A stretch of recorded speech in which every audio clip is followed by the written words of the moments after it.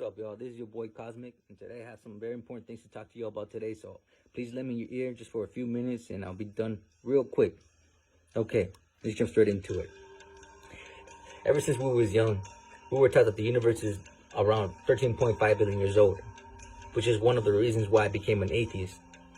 There's many biblical scholars who've done the math say the Bible seems to suggest a much younger Earth, about 6,000 years old. So right off the bat, we have a problem on this pivotal issue. If there is a God, it's easy to see why it would matter to him that we know the truth. But why believe in the Bible when science seems to contradict it, right?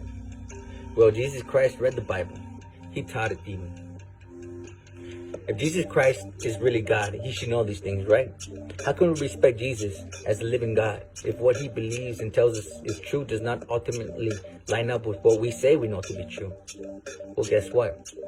As good as science is as a tool for figuring things out, the science itself suggests a very real limit to how much science can account for. So let's take a look at the facts real quick. They said that the universe is around 13.5 billion years old. There's a star called Methuselah, about 14.3 billion years old.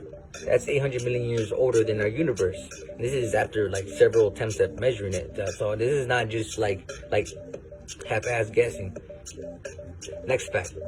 In 1905, Einstein taught us about something called time dilation. Time dilation is when time flows differently depending on the space it's in, like black holes or speeds of light. I'm not sure how many of y'all seen that movie Interstellar, but something like that, right? Okay.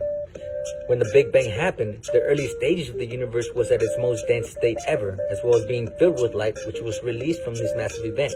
It was a prime environment for time dilation to run rampant. Again, spatial density and light affect how time flows. Some of y'all might be getting the picture by now. Time, as we try to measure it, has not at all been one linear flow. It bends and twists around massive events.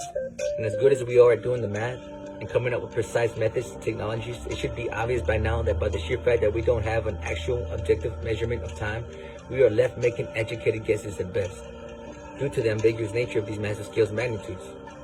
Unless, of course, we do have an actual objective measurement of time, which is what the Bible claims. If there is a God, he above all beings would know the actual measurement of time, which makes sense.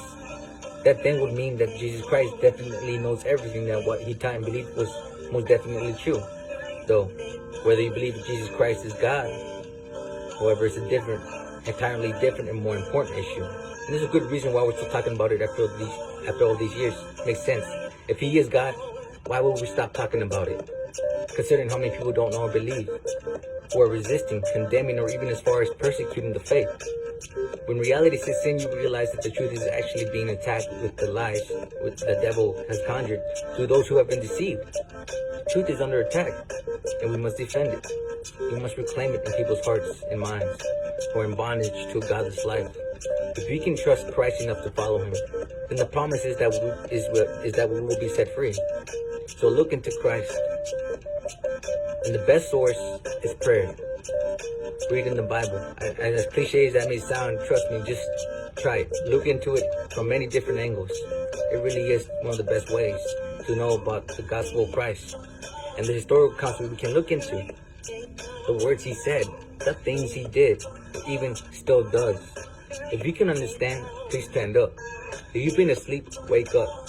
If you can hear the calling, answer. The creator of the universe, the king of all kings, is knocking at our door. There's nothing more noble than keeping it real with the good God. That's all I had to say. Y'all have a good day, and God bless. Amen.